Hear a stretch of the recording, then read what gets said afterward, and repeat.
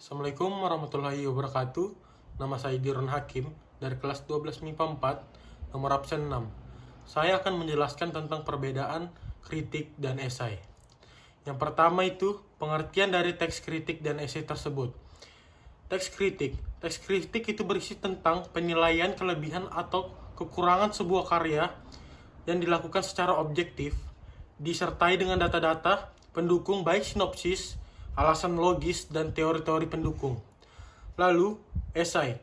Esai ialah sebuah karangan prosa yang membahas suatu pokok masalah yang berdasarkan sudut pandang penulisnya yang dilakukan secara subjektif. Selanjutnya, jenis-jenis dari kritik dan juga esai. Jenis-jenis kritik sebagai berikut. Yang pertama itu kritik judisial, yaitu sebuah kritik yang mengemukakan suatu penilaian atau penghakiman terhadap suatu karya sastra, lalu menghubungkannya dengan norma-norma teknik penulisan atau standar tujuan penulisan karya sastra tersebut. Yang kedua ada kritik induktif.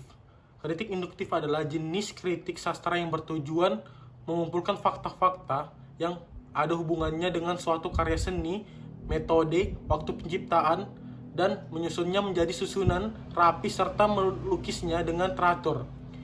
Yang ketiga itu ada kritik impresionistik, yaitu kritik sastra yang muncul sebagai produksi dari aliran individualisme, romantik, dan kesadaran akan diri yang lebih modern.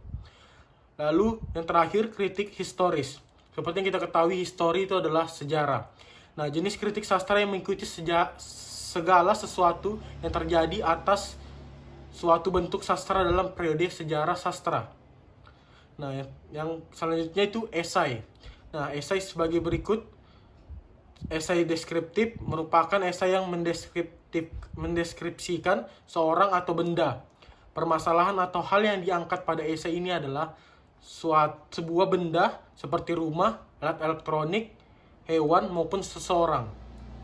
Lalu, esai tajuk merupakan jenis esai yang dimuat di dalam surat kabar yang menjadi tempat untuk menyalurkan pendapat masyarakat guna menyatakan pandangannya terhadap suatu peristiwa yang sedang terjadi di lingkungan masyarakat tersebut. Lalu esai cukilan. Jenis esai ini memungkinkan seseorang penulis untuk menyisipkan cukilan atau cuplikan di dalam otak seseorang terhadap isu terkait kepada pembaca. Lalu yang terakhir, esai pribadi. Esai pribadi ini hampir mirip dengan esai cukilan. Hanya saja yang membedakan esai ini dengan esai cukilan adalah watak atau sifat yang dihadirkan dalam esai merupakan sepenggalan watak atau sifat dari penulis itu sendiri. Pada esai pribadi, penulis secara frontal mengungkapkan pendapatnya terhadap isu yang diangkat dalam esai. Nah, selanjutnya ciri-ciri kritik dan esai. Ya, kritik ciri-cirinya sebagai berikut. Yang pertama, memberikan tanggapan terhadap hasil karya. Yang kedua, pertimbangan bersifat objektif. Dan yang ketiga, memberikan saran perbaikan. Dan yang keempat, bertujuan untuk menjembatani pemahaman pembaca terhadap karya tersebut. Lalu, ciri-ciri esai sebagai berikut. Yang pertama, membahas suatu masalah secara sepintas sesuai pandangan pribadi penulisnya. Yang kedua, pengembangan gagasan secara bebas variatif sesuai dengan keinginan pengarang. Yang ketiga, disajikan secara ringan dan santai.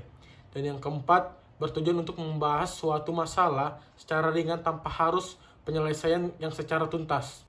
Dan yang terakhir itu prinsip penulisan kritik dan esai. Nah, prinsip-prinsipnya itu yang pertama, pokok persoalan yang dibahas harus layak untuk diulas. Nah, yang kedua, pendekatan yang digunakan harus jelas. Apakah itu pendekatan faktual atau imajinatif. Yang ketiga, jika ulasan yang menggunakan pendekatan faktual harus didukung oleh fakta-fakta yang nyata dan objektif. Lalu yang terakhir itu, pernyataan yang diungkap harus jelas, dapat dipercaya, dan dapat dibuktikan kebenarannya. Sekian dari saya, kurang lebihnya mohon maaf. Wabillahi taufiq wal hidayah. Wassalamualaikum warahmatullahi wabarakatuh.